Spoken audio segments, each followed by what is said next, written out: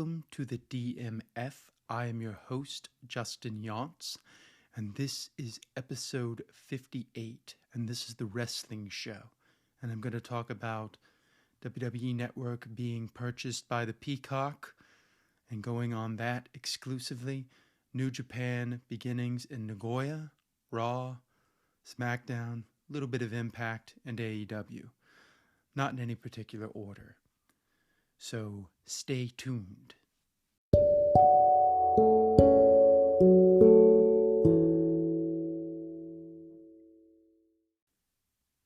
Peacock has purchased the WWE Network. A lot of fans didn't see this coming, but this is a Nick Khan deal. He took over for George Barrios and Michelle Wilson when they were fired, I believe last year, at the beginning of last year. And now what has happened is that I think they're seeing that the WWE Network has kind of gone as far as it can go, and they're going to switch, now they're switching it over to Peacock. So in order to get all the content from WWE Network, you need to go to Peacock. Now, the good news is they're still going to have the pay-per-views and everything. They're not making you pay more for the pay-per-views, which was the fear a lot of us felt, because that was the ESPN deal that they were trying to get done at the beginning of last year with ESPN trying to go the UFC route. I don't think people are going to pay $60 for WWE pay-per-views. They're not good enough, in my opinion. That is my opinion. But so Peacock is, in March, going to switch, WWE Network is going to switch over to the Peacock Network. So all that content is supposed to be pushed straight over to the Peacock Network. Now, I was going to get the Peacock Network, but when I saw that they didn't have everything up, which was like, they didn't have The Office yet. They did not have, I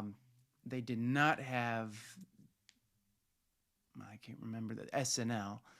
They had some of SNL, but they only had like the seasons, like the past 4 or 5 seasons. So I was like, when are they going to put all that up? Now, I think they've put all that back up and they're up to date, and you have all the seasons of SNL, which is what I want to see, and I'm hoping that's what it's going to be. And now they do have The Office. That started at the beginning of the year, and they have extras and stuff. So what's going to happen in March is that the WWE Network, subscribers from the WWE Network are going to go onto the $5 tier for Peacock, which is which is Peacock, but it has commercials. So you have to pay $10 for everything without commercials, which is the same amount as WWE Network. So I'm going to definitely do that so I can have that. But supposedly they're going to switch all the content over. Everything that's on the WWE Network is supposed to switch right over to Peacock on day one. Now, whether they do that or not, I'm skeptical.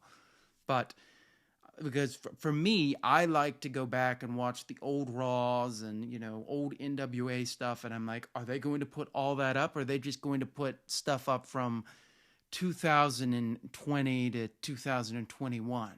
Are they going to take stuff off? I mean, supposedly everything's supposed to be on there, and it's just going to be, this will be the hub for WWE. And we're going to have the pay-per-views on there. Now, some people are skeptical and upset because there's a little button on WWE Network when you put it in to start live. Like if you are not starting all the way from the beginning. Like if you came in late, say you're watching something else and you came in at 8:15, you would have an option to go and watch it from the beginning. They don't have that option. So I'm nervous about that. Are they going to have that? Is WWE Network, is Peacock going to have like a WWE Network, the streaming channel where they just play things, which I like. I don't think WWE ever took advantage of that, because you could have had like 8 o'clock Raw, 9 o'clock SmackDown, this. They just played the same thing over and over. I don't know who did the programming for that, but it never amounted to what it could have been. And to me, looking back at the WWE Network, it's always a thing of what could have been. because they never really used it to the capabilities that it could have been. I always wanted them to give us like the option to create playlists, and you could watch, like 5 Raws, so you could watch the whole feud. But they never went that route. They kind of just went the basic route, and it just never really went. So basically, with that, you never got. I don't know. They just never used it the way I wanted it to be used.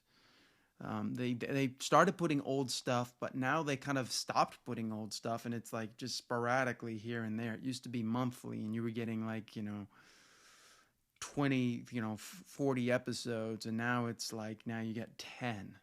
And they put the wrestling challenge. That's the latest thing they put on there, but it's like they still don't have all the heat.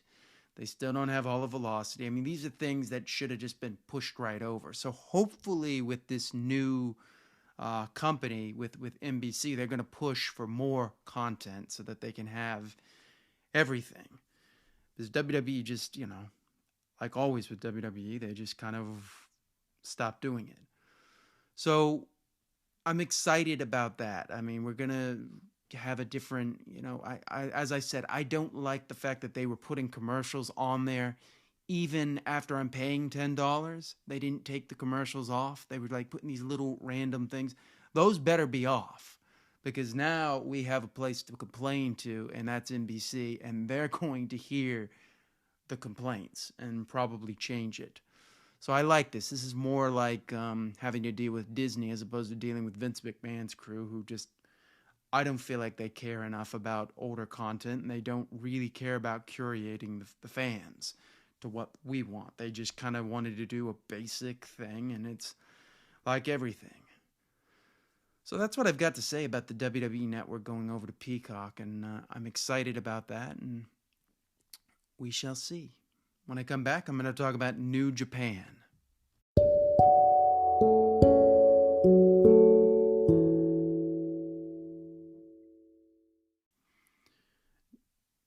New Japan, New Beginnings in Nagoya. I just watched this. I thought this was a great show. Well, I don't know. I take that back. It wasn't a great show, but it was a good show. If you want some solid wrestling, this is the show for you. Some of the matches that they had on there was the Neverweight Open Championship, a no DQ match, and the Great Okan versus Tenzan. So let's talk about Great Okan versus Tenzan. Great Okan wins, so Tenzan can no longer use the Mongolian chop. I think that's going to be hard for Tenzan, but it was a pretty good match. I thought it was good. The next match we had was the no DQ match with Will Ospreay defeating Kojima. And this was a nice hard-hitting brawl. It shows, the versatility of Will Ospreay. I think he's going to have, as I said before, an amazing year. And Kojima was like right there with him, and they, pulled out all the stops, and they brought out a ladder. So maybe this is going to lead to a ladder match between Will Ospreay and Kojima. But Will Ospreay defeated him with the Stormbreaker. And we just continue on that road. Now the next match that I want to talk about is the Never Openweight Championship, which is Shingo versus Hiroshi Tanahashi. And this was a 35-minute classic. Really good stuff all around. I mean, Tanahashi is just an amazing performer, and he continues to show it. As he gets older, you would think that he would have to slow down. He has slowed down considerably, but he's found a way to still be great. And to do this 35-minute match with Shingo, who's kind of at the top of his game, the Jeff Cobb match at Wrestle Kingdom was amazing, and here he is now with Tanahashi. Now Tanahashi defeats Shingo, so this is the first time Tanahashi has become the Never Openweight champion, and I think it's a good choice, because now he can mix it with like guys like Jeff Cobb and the Great Okan. At the end of the show, as he was doing his promo, Great Okan attacked him. So it looks like Great Okan will be challenging Tanahashi for the Neverweight Championship in the near future. But I just thought this was a fantastic match. This was, Tanahashi at his best. When you have him close the show, that man knows no limits. He'll find a way to get it. He did the high fly flow twice. It was Tanahashi at his best, and this is the way he can be used. I think giving him like a secondary championship to work with other guys is a great way to still use him, as opposed to just like phasing him out and just having him lose all the time. I'd like to see him have this championship, have it for a long time, and maybe Jeff Cobb is the one who defeats him. I can't wait to see what the matches with Jeff Cobb and Tanahashi will be. Great Okan, that I thought it was an okay match at Wrestle Kingdom, but this is a chance to see what they can do. So I thought this was a great show. If you want to see some really good wrestling, go watch this. AEW, Jungle Boy versus Dax Harwood. This match showed that Jungle Boy is going to be a star. Now, we all knew he was going to be a star, but now we're seeing the glimpses of it. And Jungle Boy gets a win over Dax Harwood. Really good match. The song Tarzan Boy is really getting over. The crowd is singing it. I love it. It adds to the presentation for him. And then afterwards, they did the angle with FTR where they handcuffed Luchasaurus and they cut off his horns and they beat down Jungle Boy. So that's cool. We got a nice little feud here with FTR versus Jungle Boy and Luchasaurus. Marco Stunt came out to kind of help him out along with other guys. As I've said, I don't really like the Marco Stunt pairing. I just think he detracts from a great team. Luchasaurus and Jungle Boy should be their own thing. I thought this was great. I'm very excited to see where this goes. The Young Bucks and the Good Brothers versus the Dark Order. Good match, just kind of setting up, how the Young Bucks and the Good Brothers are kind of, this team is starting to come along, and they won. And then we had Jon Moxley coming out and attacking them, and then Kenny Omega came out and he got hit with a paradigm shift. So, as I said, I believe they're leading to Jon Moxley versus Kenny Omega, the rematch at Revolution. I really enjoyed the Sting and Darby Allin little promo that they did where they started like bashing the glass in back of them. It was kind of cool. I thought this was a great show overall. I don't really have anything bad to say. I wouldn't say it was amazing. I think next week will be the amazing show. Cody cut a promo, and it's going to be Jade. He said he wants to face, Shaq with Jade Cargill versus Jade Cargill and Shaq versus Cody Rhodes and Red Velvet, who looks kind of like Brandy Rhodes. So it's kind of a nice little replacement. I liked that. I thought that was a good choice overall. Jon Moxley cut a promo on here. I thought that was a great promo. I mean, I don't have anything to say. I don't have anything to say about it. The Miro promo promoting Beach Blast is going to be really good because we got the wedding next week. This is the show to not miss. This is the show that's going to be like a pay-per-view. I'm probably going to talk about it in its entirety because it's going to feel like a pay-per-view. So I'm excited. Once again, AEW, they continue to... I like that they're building each show to build to a bigger Dynamite as opposed to just always building to the pay-per-view. So we've got this show building to Dynamite, which Dynamite will bring us to the pay-per-view AEW Revolution March 7th, which it looks like that time frame is not going to change. Impact, it was an okay show. I didn't really like this show, but Trey Miguel returns. The main event was Swan and Dreamer and Willie Mack and Trey Miguel versus Moose and Sami Callihan and Shamrock and Chris Bay. 12-minute match. Good stuff overall. I didn't really care that much. No Surrender. Looks like it's going to be...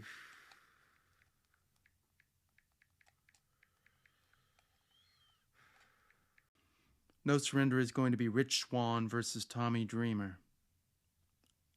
I don't know.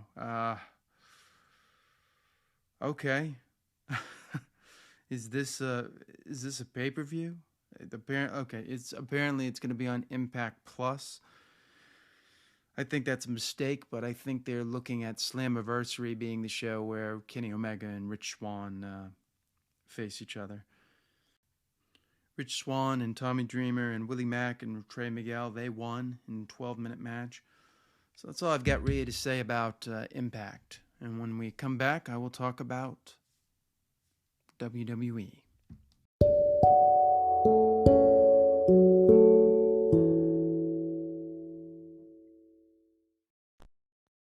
2, 3, 4, 5, 6, 7, 8, 9, 10. 1, 2, 3, 4, 5, 6, 7, 8, 9, 10. Let's talk about WWE. So Drew McIntyre and Goldberg had a nice little confrontation. I like that. I thought that was good. It built to the pay-per-view. It makes Goldberg a serious contender. But then they brought out Miz and Morrison and they turned it into a clown show again, which I don't want to see Miz cash in the Money in the Bank. I don't see what champion he could beat that anyone is going to care. No one wants to see this. The other great thing on this show was Edge's monologue or promo. It kind of felt like a monologue. He was just kind of talking to the camera. He talked about how he wants to win the Royal Rumble so he can reclaim the title that he never lost, even though the World Heavyweight Championship is no longer actually there anymore. So I guess but you get what he means. He wants to win the big belt and main event WrestleMania. So that's cool. Gives him a little bit of a path. And he did say in interviews that he wants to face Drew McIntyre, so that could be where they're going. Drew McIntyre versus Edge at WrestleMania. Or it could be Edge versus Orton as well. A lot of different things they could do here.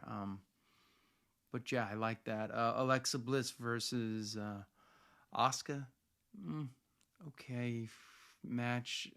But so they did not put the title on Bliss. Instead, Randy Orton showed up and RKO'd her. And he had like burns on his face. So I like that he's still selling that. He didn't have the mask on, but he had burns on his face. And it's like really red. And he RKO'd Alexa Bliss. And so she did not win the Raw Women's Championship. So it looks like The Fiend is probably returning at the Royal Rumble. So those are the things I liked.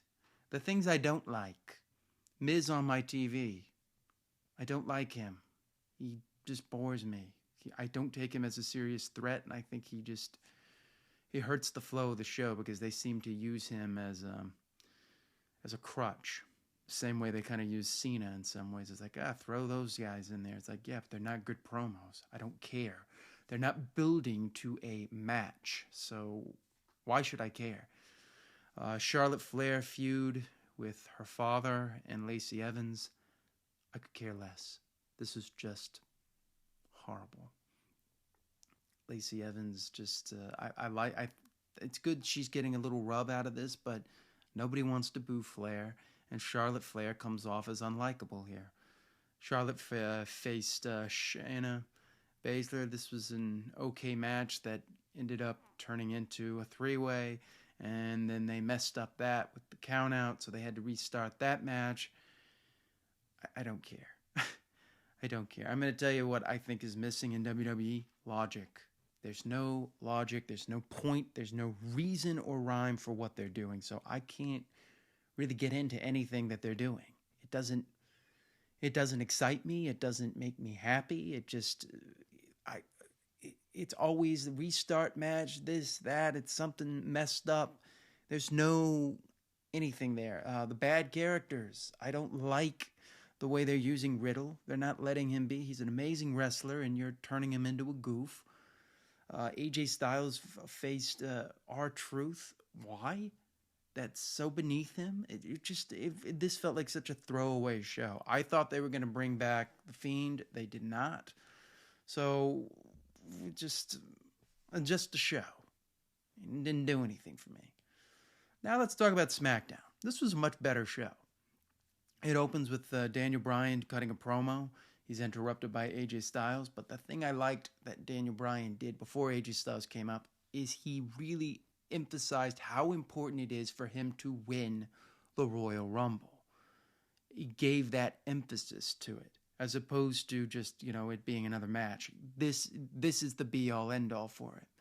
So he cares, so I care. Daniel Bryan is just amazing. And we had AJ Styles come out with Almost, and they attacked him. He pushed him down, and then Daniel Bryan challenged him to a match. I liked that. The next thing I liked was Bayley versus Bianca Belair. Pretty good match, and Bianca Belair wins with the KOD. So they're building her up. I think she could possibly win the Royal Rumble, or Rhea Ripley is winning the Royal Rumble. I think those are the two people to go, or they could shock us all and go with Ronda Rousey, but I don't know. Who knows? That could happen. Kevin Owens and Roman Reigns had their confrontation through cameras, and Kevin Owens cut an amazing promo talking about how he's doing it for his family and everything. And the thing that's sad is that this is going to be such a forgotten feud that no one's going to ever remember, and he's got all this passion and emotion, and it's going to lead to nothing because nobody thinks he's going to actually win the title from Roman Reigns. So it just seems so meaningless. But I really liked the Kevin Owens promo. AJ Styles versus Daniel Bryan, great match until it ends in a DQ as usual, and it leads to nothing. Big E had a Gremlins sweater on. I popped for that, and I even sent him a thing on Twitter saying thank you for the Gremlins sweater. It's so cool. It's like a nice little Christmas sweater, but it's Gremlins. The next thing that happened that was important on this show was Braun Strowman returned. So he'll be in the Royal Rumble, and I guess he's back from indefinite suspension. And he threw around a bunch of guys, and he kind of had like the Brock Lesnar kind of feel, which who knows, he might be showing up. Then the things I didn't like, the 6-man that became an 8-man after Daniel Bryan and AJ became a DQ. Sheamus ends up winning this match. I didn't want to see that because Sami Zayn interfered. It's like, no, I don't want to see that. Corbin versus Dominic. I don't care about Corbin. He bores me. And Dominic is inexperienced. He needs to be in NXT working hard so he can move up. But the more and more I see him, the more and more I'm like, oh, it's Ray Jr., which is what he used to be called, is Rey Mysterio Jr. But no, he's Dominic Mysterio. It was awful. Corbin wins, so he just keeps losing. It's typical WWE booking.